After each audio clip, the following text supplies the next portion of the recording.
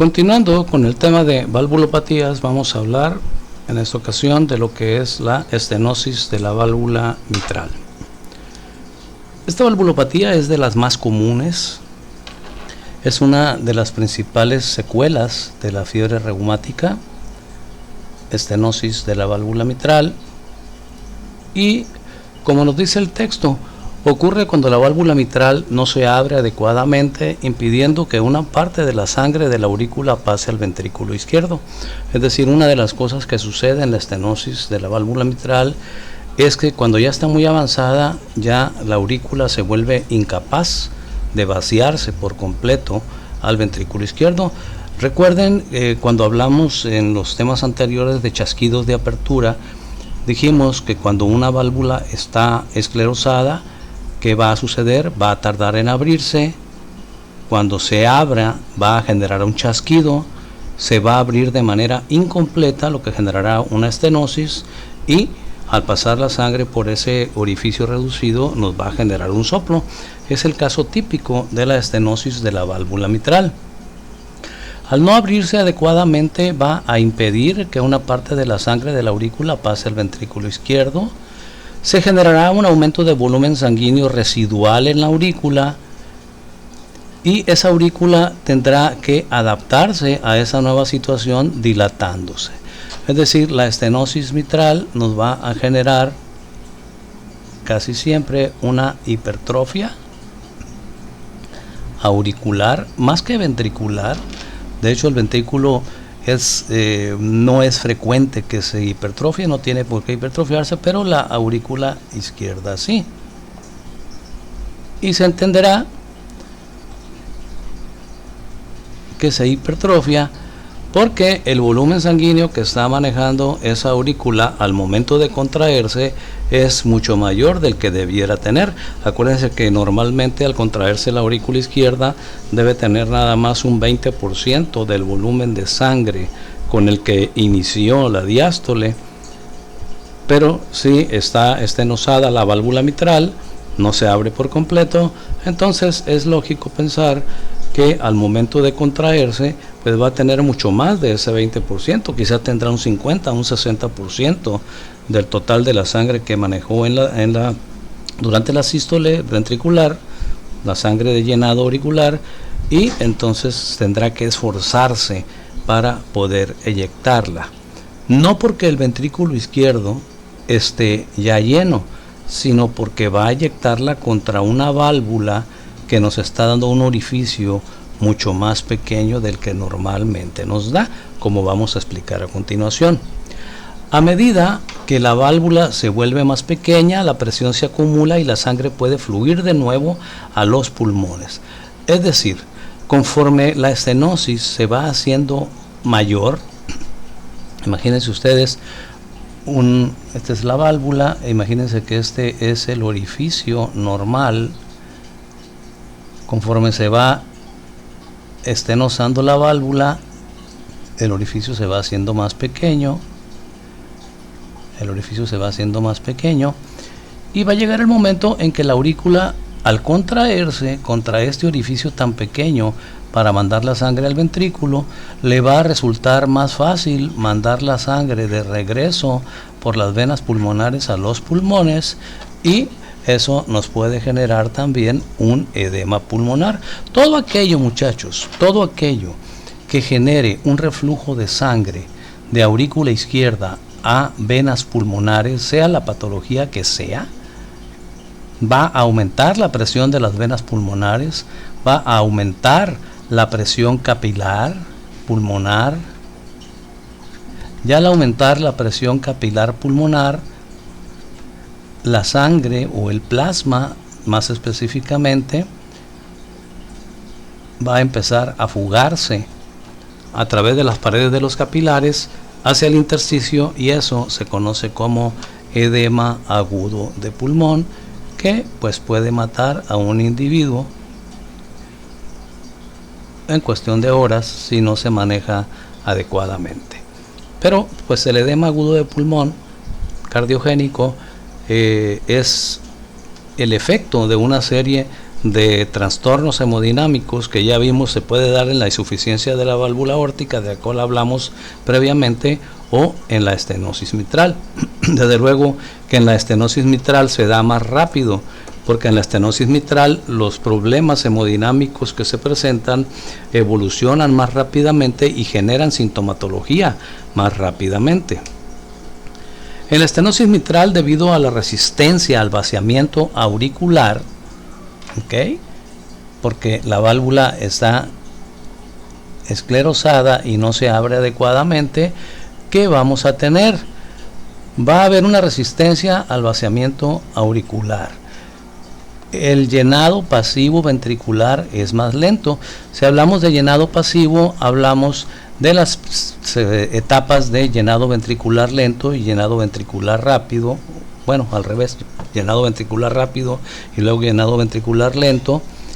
Y entonces, si se acuerdan ustedes, durante las fases de llenado ventricular rápido y lento, debe pasar aproximadamente un 80% de la sangre de aurícula a ventrículo, pero si hay una estenosis de la válvula mitral, pues a lo mejor en lugar de pasar el 80%, pasa, digamos, no sé, ¿qué les gusta? Un 50%, entonces si pasa nada más un 50%, el otro 50% quedará para la sístole auricular. Y la sístole auricular, o mejor dicho, la pared de la aurícula, no está diseñada para eyectar esta cantidad de sangre. Bien, releyendo, dice, el llenado pasivo ventricular es más lento que lo normal y la contracción de la aurícula izquierda juega un rol importante. Lo vamos a ver en la figura más adelante, y esto explica los efectos hemodinámicos de la taquicardia en estos pacientes, ¿sí?, ya que disminuye el periodo de llenado diastólico, disminuye el periodo de llenado ventricular durante la diástole, y el efecto es aún más importante con la fibrilación auricular, que además suprime la contracción auricular. Es decir, llega un momento en que la aurícula se esfuerza tanto para eyectar esa sangre que termina fibrilando. Una fibrilación auricular es como si la aurícula temblara nada más, ¿sí? Es como si no se contrajera. ¿Y por qué? Por el esfuerzo que está haciendo. No sé si ustedes se hayan dado cuenta en algunas ocasiones, sobre todo aquellos que están acostumbrados a hacer ejercicio, que cuando hacemos un ejercicio extenuante, un ejercicio que nos deja muy cansados, nuestros músculos fasciculan, ¿sí? Nuestros músculos quedan como si estuvieran contrayéndose ligeramente, fibrilando. A eso se refiere con fibrilación auricular. Ese fenómeno sucede en la aurícula. Ya en lugar de contraerse de lo cansada que está, nada más tiene contracciones leves, y entonces ya la sangre se va a acumular en ella. No tiene manera de contraerse para mandar la sangre ni para el ventrículo izquierdo, ni siquiera hacia atrás, hacia las venas pulmonares. Pero llegada a una situación de estas, las venas pulmonares tampoco van a poder llevar la sangre a la aurícula izquierda porque ya está llena. Y entonces se da el mismo fenómeno de reflujo que explicábamos en esta diapositiva anterior, en donde la sangre se va a estancar en las venas pulmonares, va a aumentar la presión de las venas pulmonares, va a aumentar la presión capilar pulmonar, y pues en esta estenosis de la válvula mitral, el final eventualmente puede ser el edema agudo de pulmón. Es una cardiopatía, es una valvulopatía muy frecuente y bastante severa. Aquí tenemos la figura de la que hablábamos en la diapositiva anterior. Vean ustedes, tenemos lo normal. Aquí estamos en diástole. ¿Cómo sé que estamos en diástole? Porque tanto la válvula mitral como la válvula tricúspide están completamente abiertas, y la válvula pulmonar y la válvula aórtica están completamente cerradas. Aquí tenemos la coronaria derecha, aquí tenemos la coronaria izquierda en su rama descendente anterior, acá está la circunfleja, Acuérdense las ramificaciones de las, aunque lo vamos a ver más adelantito, las ramificaciones de las coronarias. Acá tenemos una estenosis mitral, pero una superestenosis mitral. Vean, de ser un orificio de más o menos 1 centímetro de diámetro, lo que debe dejar esa válvula mitral cuando se abre, puede eventualmente llegar a dejarnos un orificio, vean, de 2 milímetros. Díganme ustedes, ¿cómo va a pasar la sangre a través de ese orificio de aurícula? Entendamos que aquí este corte es a nivel de la aurícula izquierda. Acá está cortada a nivel de la aurícula derecha. ¿Cómo va a pasar la aurícula derecha? Pues tiene su válvula tricúspide normal. ¿Cómo va a pasar la sangre a través de ese orificio? Pues va a pasar muy forzada.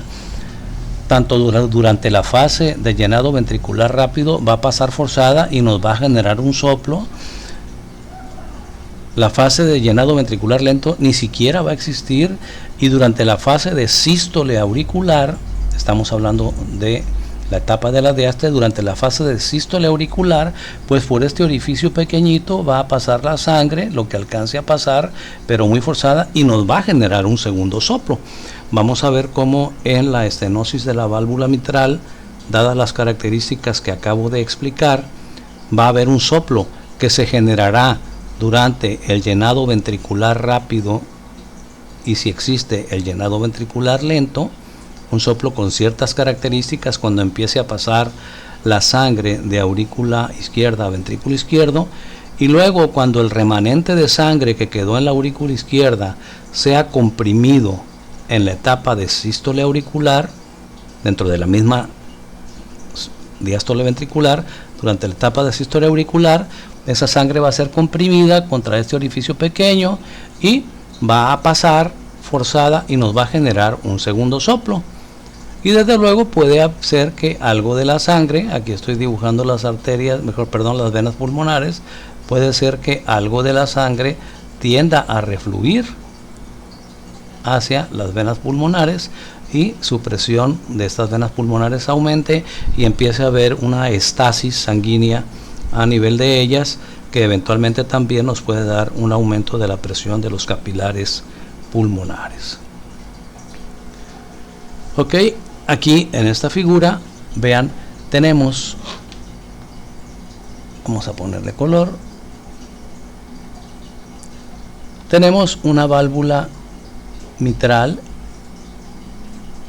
ok, estenosada. Okay. Esta sería una válvula mitral sana. Una válvula mitral sana, esta es aurícula izquierda, acá está ventrículo izquierdo. Una válvula mitral sana debe de abrirse por completo. Acá faltó poner las cuerdas tendinosas y los músculos papilares. Bueno, ahí están, imagínenselos ahí. Vean el orificio que debe de dejar una válvula mitral sana cuando se abre. Por aquí la sangre debe de fluir con un patrón de flujo completamente laminar sin hacer ruido. Pero si tenemos que por efectos de la fiebre reumática principalmente la válvula mitral está estenosada, vean ustedes la diferencia de apertura de aquí y de acá. Aquí en la aurícula izquierda, en esta aurícula izquierda hay la misma cantidad de sangre que en esta aurícula izquierda. Nada más que ahora esa aurícula izquierda tiene que pasar la sangre por un agujerito mucho más pequeño que esta.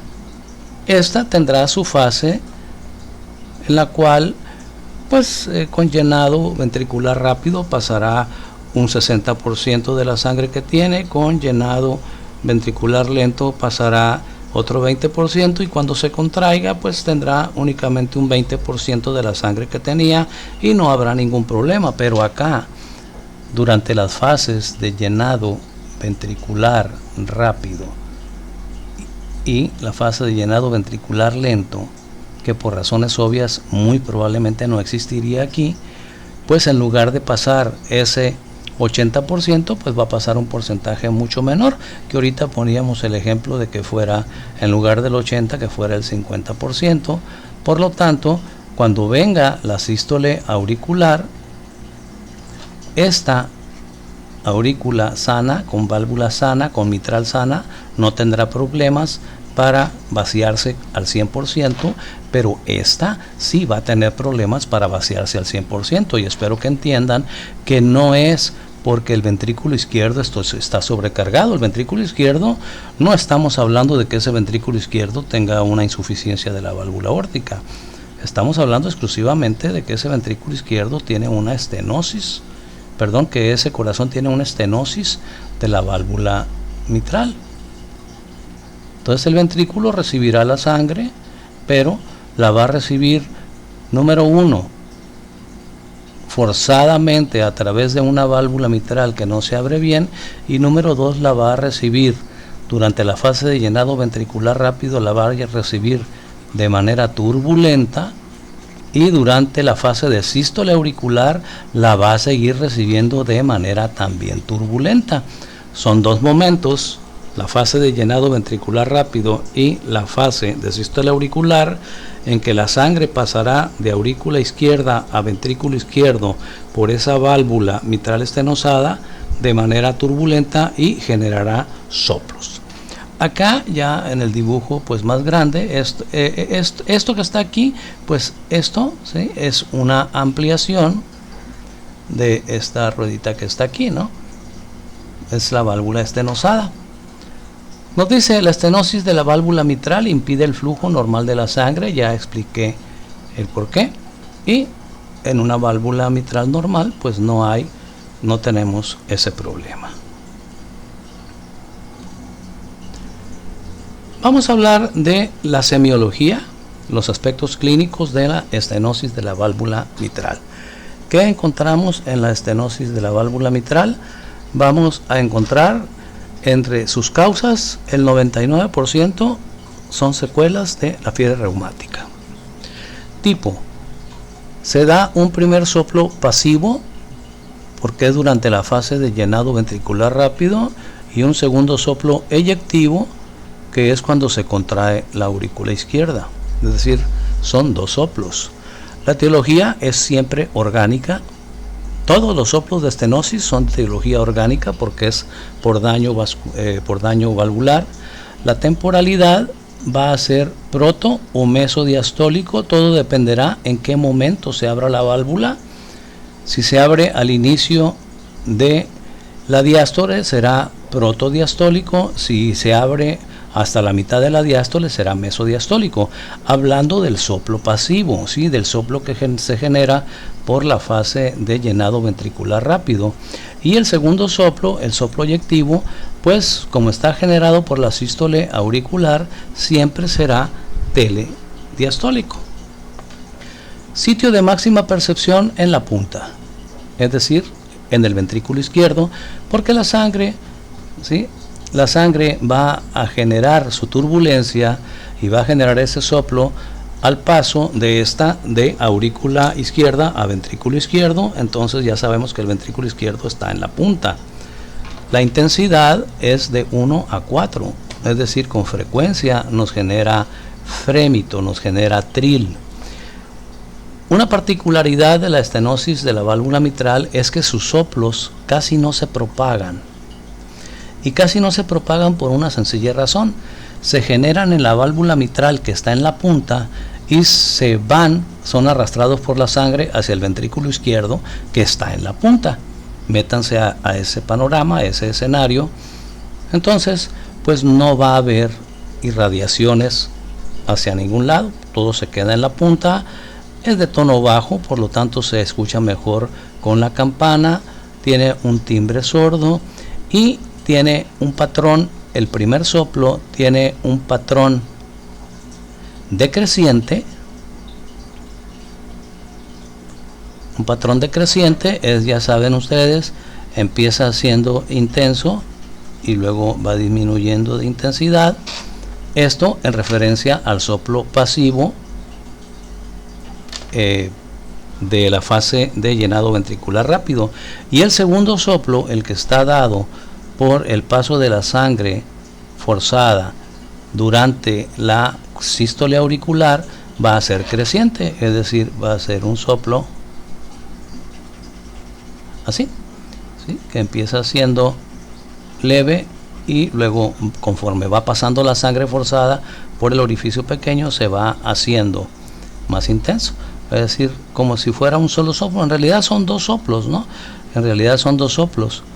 Uno va a ser pasivo, dado por la fase de llenado ventricular rápido, decreciente, porque conforme va pasando la sangre sin que haya contracción de la aurícula, pues el soplo va perdiendo intensidad, ¿sí? La turbulencia va siendo menor, pero cuando viene la contracción de la aurícula, al ser comprimida la sangre, entonces el soplo va a aumentar de intensidad y va a tener ese patrón creciente, que repito, en realidad son dos soplos. Datos acompañantes: hay un reforzamiento del primer ruido cardíaco. ¿Por qué hay un reforzamiento del primer ruido cardíaco? Porque si la válvula está estenosada, si la válvula está endurecida, cuando se contraiga el ventrículo izquierdo y cierre esa válvula mitral, métanse a ese momento, cuando el estímulo eléctrico pase del nodo aurículo-ventricular hacia las paredes de los ventrículos, el ventrículo izquierdo se va a contraer contra una válvula que, si bien es cierto no se abrió bien, está dura, está endurecida, está esclerosada, y al cerrarse esa válvula esclerosada va a generar más ruido. Es como si nosotros comparásemos una puerta de madera y una puerta de metal. Si las dos puertas yo las abro en el mismo ángulo, más o menos, es decir, la apertura de ambas puertas son iguales y ambas puertas las aviento con la misma fuerza, ¿cuál me va a hacer más ruido? Pues la de metal. ¿Por qué? Porque es más dura. ¿Sí? Espero estar claro en esta analogía. Si la válvula mitral está endurecida por la esclerosis, cuando se cierre nos va a reforzar el primer ruido cardíaco, porque ustedes ya saben que el primer ruido cardíaco está dado principalmente por el cierre de la válvula mitral. Como en toda esclerosis valvular, va a haber un chasquido de apertura, que generalmente va a ser mesodiastólico o puede ser protodiastólico, que va a estar inmediatamente antes del primer soplo. Es obvio que no puede haber un soplo si la válvula no se abre, y como ya explicamos previamente, esa válvula que está endurecida, al abrirse nos va a generar un clic, que es la onomatopeya, un clic de apertura, ¿sí? Un clic de apertura que puede ser proto o mesodiastólica. A toda esta serie de eventos en los cuales tenemos el reforzamiento del primer ruido, el chasquido de apertura de la válvula mitral, el soplo proto o mesodiastólico y el soplo telediastólico de la sístole auricular, a todo esto se le conoce como ritmo de Durosiez. ¿Sí? El ritmo de Durosiez, que se onomatopeiza como ru, fu, lub con mayúscula, dub, clic,